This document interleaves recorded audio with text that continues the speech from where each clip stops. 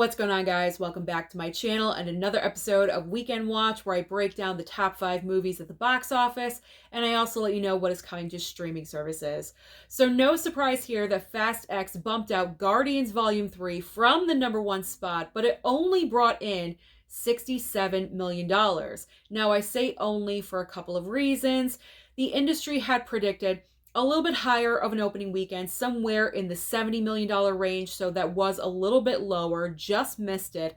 But also, previous installments for opening weekends, a couple of those have been higher. So it's not the best, it's not the worst, it's right there in between.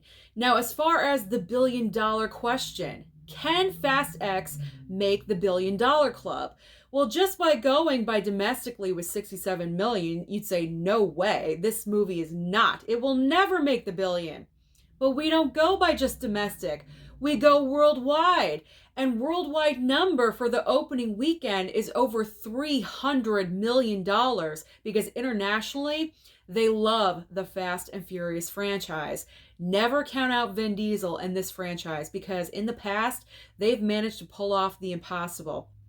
Perfect example, remember a couple of years ago, in the midst of the pandemic, still dealing with it, F9 came out, and it brought in over $700 million. So never say never. Fast X could always make the billion. And this is where it gets exciting, because we're going right into summer movie season. A ton of huge blockbusters are coming out over the next couple of weeks.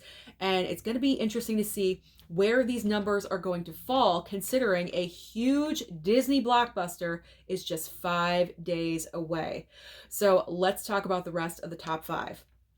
In spots 2 and 3, in second place, we have, obviously, Guardians of the Galaxy Volume 3, bringing in another $32.7 million, still going strong. That's what I like to see.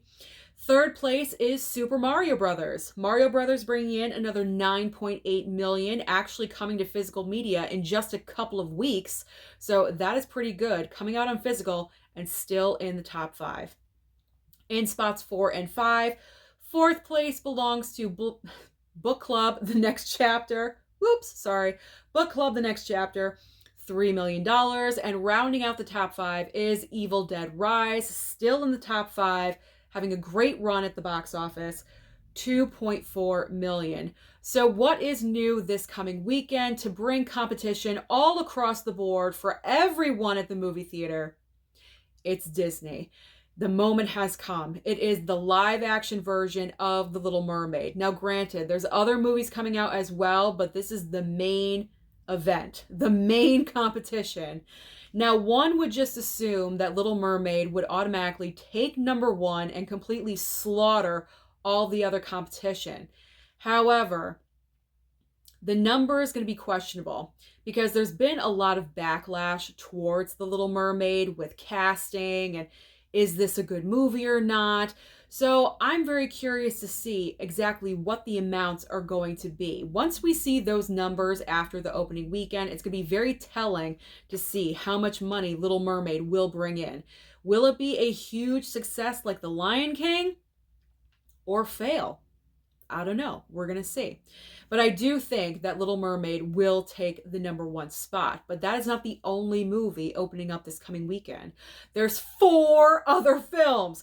Why this weekend is so jam-packed with all these movies, I honestly have no idea. But there's plenty of counter-programming in case you do not want to go and see a huge blockbuster and you want a smaller film. So your other options are The Machine, which I believe is based on true events. Kandahar with Gerard Butler. There we go. You Hurt My Feelings, and also About My Father.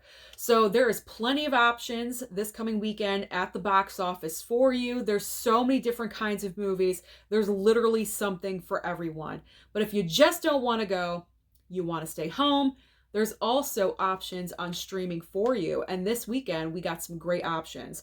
So over on Netflix, we have Arnold Schwarzenegger in a series, I believe, called Fubar, not really sure how to say it, but it's about a father and a daughter in the CIA and they don't know it.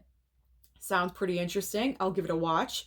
Then over on Max, because this coming week on the 23rd, HBO Max transfers over to just Max. So I gotta start calling it Max. So a huge movie. There we go. I don't know why I had a brain stall. Huge movie is coming on that date when HBO Max turns into Max. We have Shazam: Fury of the Gods. So that will be dropping on the 23rd. Over on Hulu, I know everyone has been waiting for season 3 of the Kardashians.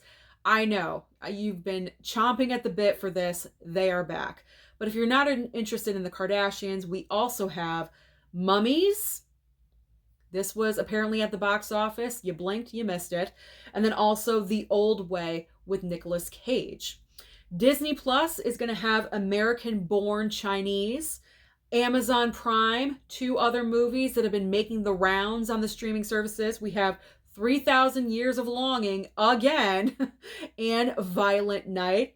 Finally ending over on Apple TV Plus with a interesting series with Seth Rogen and Rose Byrne. I like when they act together. I think they're good. With a series called Platonic. So that is the roundabout wrap up of everything happening at the box office and also on streaming. So comment down below and let me know your thoughts about this past weekend. Do you think Fast X will hit the billion? Comment down below and let me know. Don't forget to like and subscribe before you leave, and I'll see you next time.